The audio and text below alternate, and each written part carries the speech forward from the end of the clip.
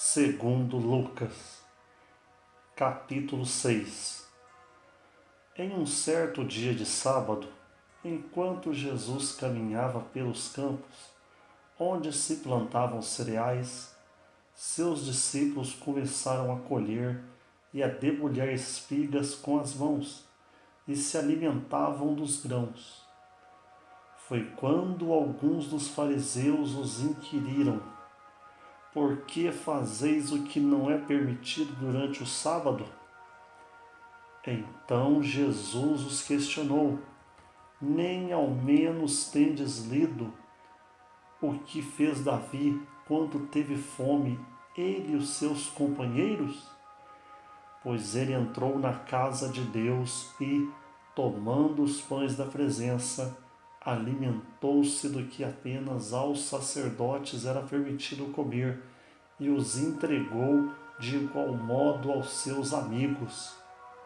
E Jesus lhes asseverou: o Filho do Homem é Senhor do sábado.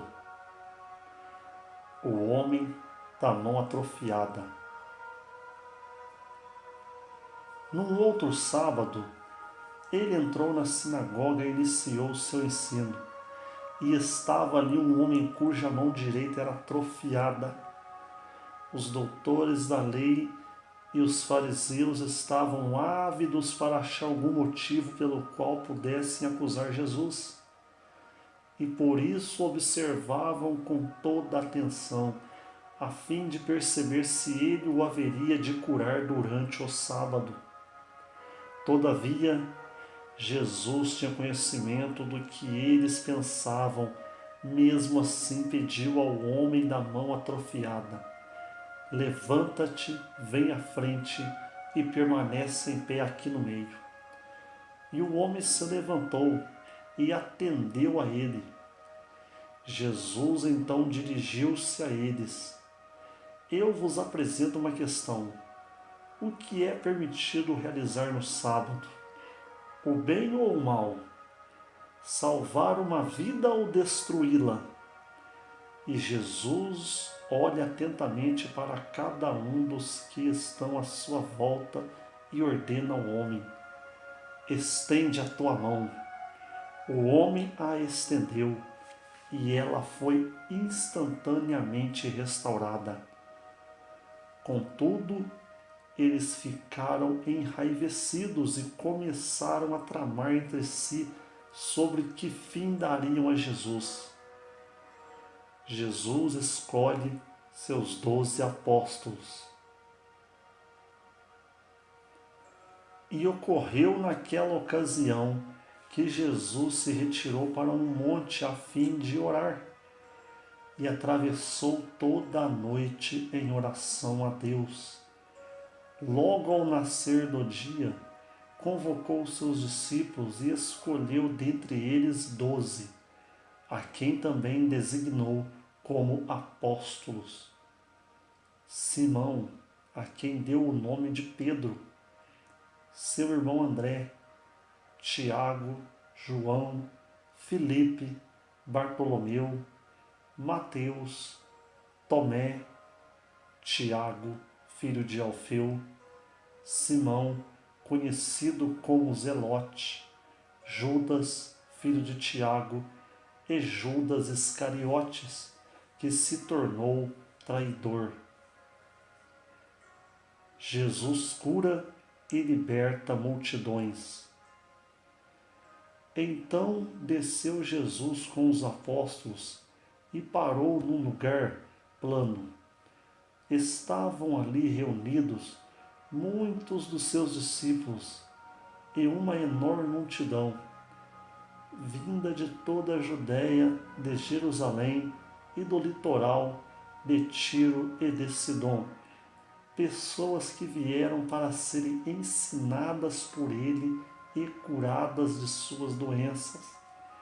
Aqueles que eram atormentados por espíritos impuros foram curados, e cada pessoa da multidão procurava tocar nele, pois dele emanava poder que curava a todos. As bem-aventuranças. Então, dirigindo o olhar para os seus discípulos, Jesus lhes declarou: Bem-aventurados vós, os pobres, porquanto a vós pertence o reino de Deus. Bem-aventurados vós, que agora tendes fome, porque sereis saciados. Bem-aventurados vós, que neste momento estáis chorando, pois haveis de sorrir. Bem-aventurados sois quando as pessoas vos odiarem, vos expulsarem do convívio delas, vos insultarem e excluírem vosso nome, julgando-o execrável por causa do Filho do Homem. Regozijai-vos nesse dia e saltai de alegria, porquanto imensa é a vossa recompensa no céu. Pois, desta mesma maneira, os seus antepassados agiram contra os profetas. Os pesares de Jesus. Porém, ai de vós, os ricos, pois já ganharam toda a vossa consolação. Ai de vós, que viveis agora em fartura, porque vireis a passar fome. Ai de vós que agora rides, pois haveis de muito lamentar e prantear. Ai de vós quando todos vos louvarem, porquanto foi assim também que agiram os vossos antepassados com os falsos profetas. Jesus ensina a amar aos inimigos.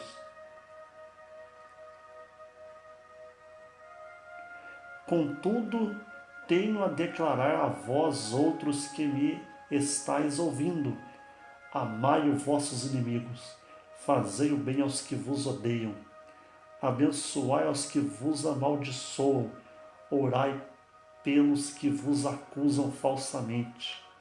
Ao que te bate numa face, ofereça igualmente a outra, e ao que tirar a tua capa, não impeças de tirar-te também a túnica. Dá sempre a todo aquele que te pede.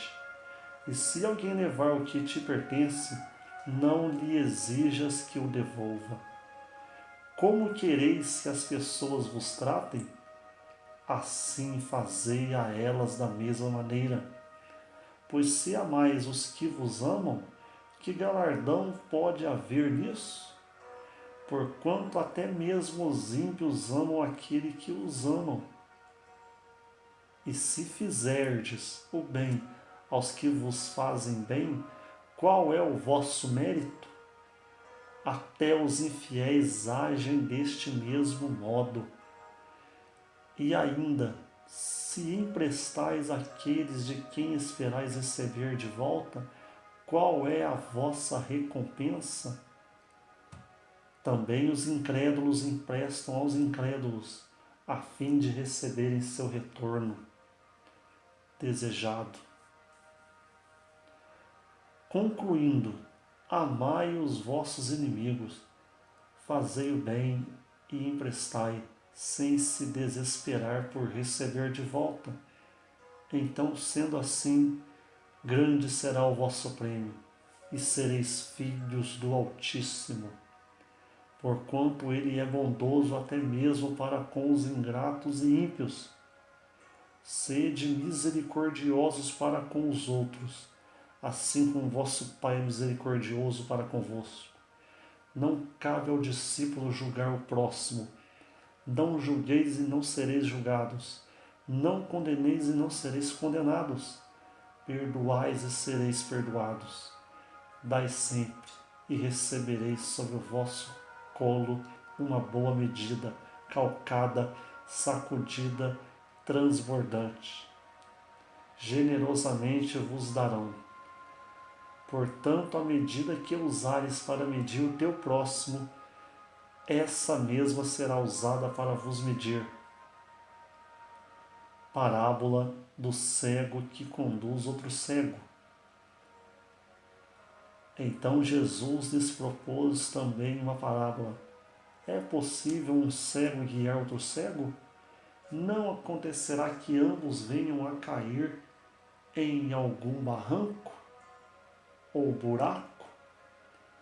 O discípulo não pode estar acima do seu mestre e, entretanto, todo aquele que completar condignamente seu aprendizado será como seu mestre. Por que reparas no cisco que está no olho do teu irmão e não reparas no tronco que está no teu próprio olho? Como poderás advertir a teu irmão dizendo: Irmão, permita que eu tire o cisco do teu olho, se tu mesmo nem sequer notas o tronco que repousa no teu olho? Hipócrita, retira antes de tudo a trave do teu olho, e só assim verás com nitidez para tirar o cisco que está no olho de teu irmão. Parábola da árvore e seu fruto. Não existe árvore boa produzindo mau fruto, nem inversamente, uma árvore má produzindo bom fruto, pois cada árvore é conhecida pelos seus próprios frutos. Não é possível colher-se figos de espinheiros, nem tampouco uvas de ervas daninhas. Uma pessoa boa conduz do bom tesouro do seu coração o bem. Assim a pessoa má produz toda sorte de coisas ruins a partir do mal que está no seu íntimo, pois a boca fala do que está repleto o coração. A parábola do sábio e do insensato. Por que me chamais Senhor, Senhor, e não praticais o que eu vos ensino? Eu vos revelarei a quem se compara aquela pessoa que vem a mim, ouve as minhas palavras e as pratica. É como se fosse um homem que, ao construir sua casa, cavou fundo e firmou os alicerces sobre a rocha. E sobrevindo grande enchente, o rio transbordou e as muitas águas avançaram sobre aquela casa, mas a casa não se abalou, por ter sido solidamente edificada. Entretanto, aquele que ouve as minhas palavras e não as pratica é como um homem que construiu sua casa sobre a terra, sem alicerces. No momento em que as muitas águas chocaram-se contra ela, a casa caiu e a sua destruição foi total.